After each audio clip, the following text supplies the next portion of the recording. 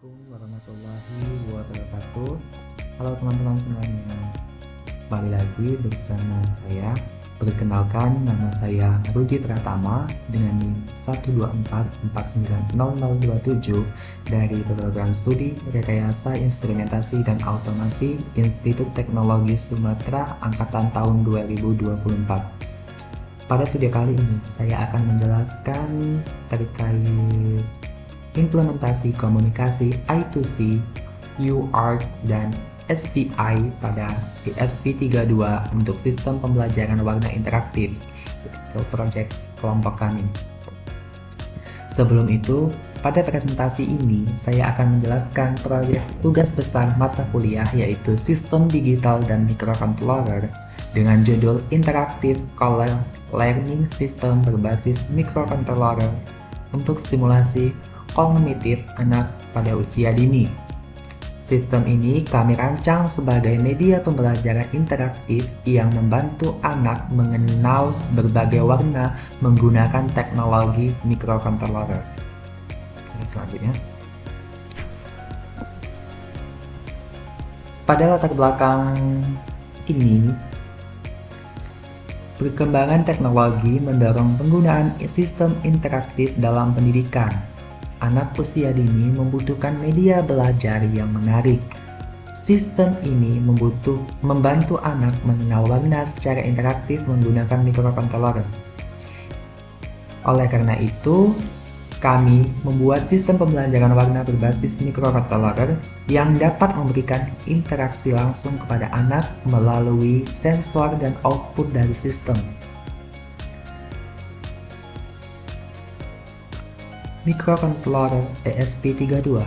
ESP32 sendiri itu adalah microcontroller yang memiliki performa tinggi, memiliki banyak GPIO, mendukung berbagai komunikasi seperti UART, I2C, dan SPI, cocok untuk sistem embedded dan IoT.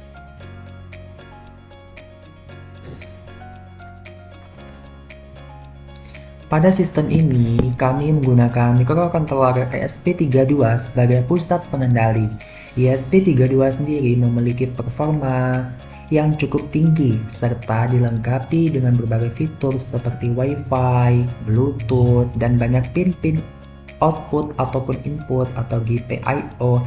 Selain itu, ESP32 juga mendukung berbagai jenis komunikasi seperti UART, I2C, dan SPI sehingga sangat cocok digunakan dalam sistem embedded maupun sistem interaktif seperti yang saya jelaskan tadi. Baik, ini adalah pin ESP32 yang kami gunakan. Dalam proyek ini, beberapa pin ESP32 digunakan untuk keperluan dengan perangkat lain, misalnya GPIO dan GPIO 22, 21, dan 22, di mana digunakan sebagai jalur SDA dan SCL pada komunikasi I2C, kemudian GPIO ini 17 ini dan GPIO 16 digunakan sebagai RTX dan PX, dan pada komunikasi UART. Selain itu terdapat juga pin MOSI, MISO, SCLK, dan SCS yang digunakan pada komunikasi SPI untuk menghubungkan microcontroller dengan perangkat lain.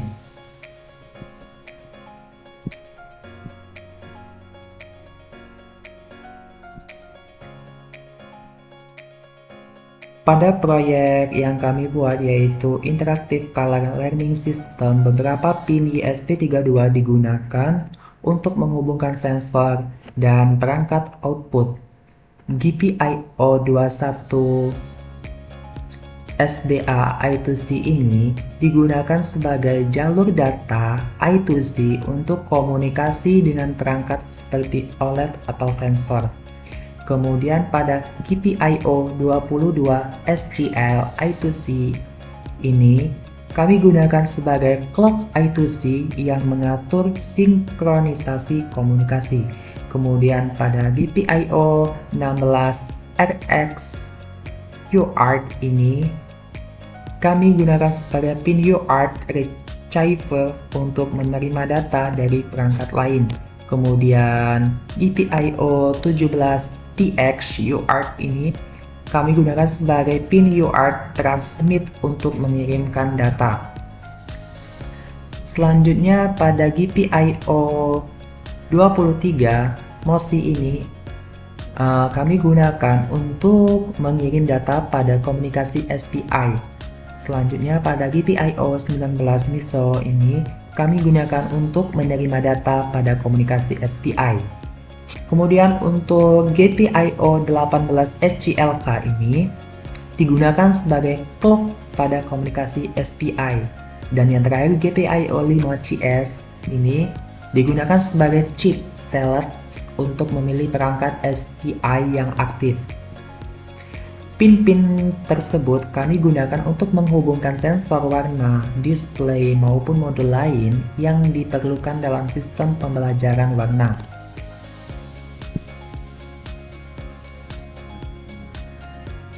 Selanjutnya, komunikasi microcontroller. Microcontroller menggunakan beberapa protokol komunikasi. Yang pertama ada I2C, dan yang kedua ada UART, yang ketiga ada SPI. Kemudian komunikasi ini digunakan untuk bertukar data dengan sensor dan perangkat output, di mana komunikasi I2C ini merupakan komunikasi yang umum digunakan. Merupakan komunikasi serial yang menggunakan dua jalur utama, yaitu SDA sebagai jalur data dan SCL-nya sebagai jalur clock. Kemudian ini menggunakan sistem master dan slave, di mana microcontroller nanti bertindak sebagai master yang mengontrol perangkat lain seperti sensor atau display. Kemudian untuk UART sendiri, UART atau bisa disebut sebagai Universal Asynchronous Receiver Transmitter merupakan komunikasi serial yang menggunakan dua jalur utama, yaitu TX untuk mengirimkan data dan RX untuk menerima data. Kemudian komunikasi UART sendiri biasanya digunakan untuk komunikasi antara microcontroller dengan komputer atau perangkat lain, serta untuk proses dubbing ataupun debugging melalui serial monitor. Kemudian ada SPI. SPI ini sendiri bisa kita sebut juga sebagai Serial Periodical Interface. Merupakan komunikasi serial yang menggunakan 4 jalur utama, yaitu yang pertama MOSI, yang kedua MISO, dan yang ketiga SCLK, dan yang terakhir atau yang keempat CS. SPI ini memiliki kelebihan, yaitu kecepatan transfer datanya yang lebih tinggi dibandingkan dengan komunikasi I2C sendiri. Kemudian sehingga sering digunakan pada perangkat yang membutuhkan komunikasi data yang lebih cepat.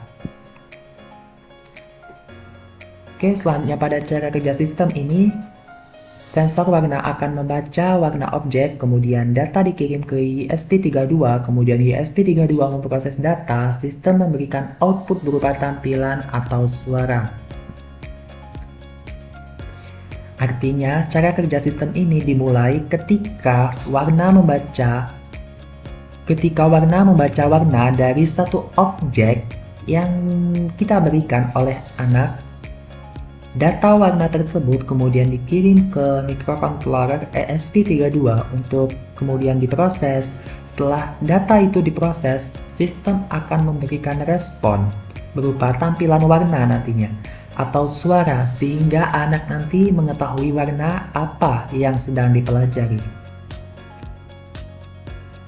Selanjutnya kesimpulan. ESP32 dapat digunakan sebagai pusat pengendali sistem pembelajaran warna, komunikasi I2C, UART, dan SPI. Mempermudah integrasi perangkat sistem ini dapat membantu simulasi kognitif anak usia dini. Oke, berdasarkan sistem yang dirancang, dapat disimpulkan bahwa microcontroller ESP32 dapat digunakan sebagai pusat pengendali dalam sistem pembelajaran warna. Selain itu, nanti komunikasi microcontroller seperti I2C, UART, dan SPI ini akan mempermudah integrasi antara mikrokontroler dengan sensor dan perangkat output. Sistem ini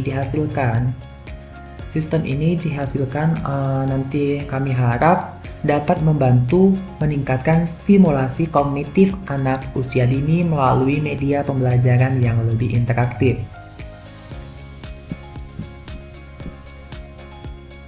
Baik, sekian, terima kasih. Itulah tadi penjelasan sedikit mengenai tugas proyek yang kami ambil.